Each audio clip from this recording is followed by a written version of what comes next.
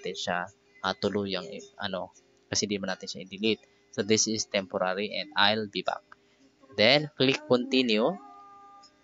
Okay, so wala na po tayong i-click dito.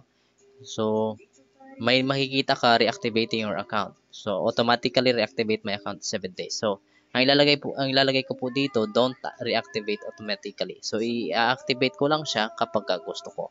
So yun po yun. So may choices. Kasi meron din po kasi dito 1 day, 2 days, 3 days, 4 days, 5 days, 7 days. So ang sa akin ilalagay ko, don't reactivate automatically. Kasi ako po mismo ang mag-deactivate kapag kailangan ko na siya. Okay, then click continue. Okay, of course, ito, lalabas talaga to siya.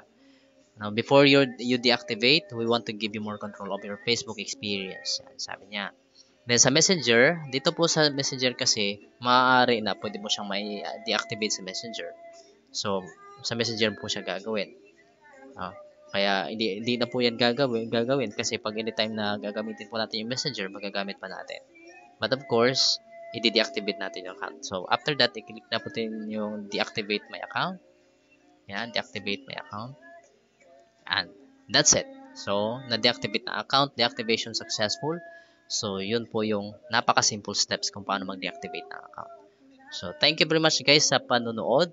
And I hope you are going to click that subscribe button and click that notification bell para lagi ka po updated sa ating mga videos. At kapag ikaw naman po ay may gustong matutunan sa Facebook paano ginagawa, i-comment down mo lang po yan below para magagawan po natin siya ng video. Okay? So, thank you very much. And again, God bless.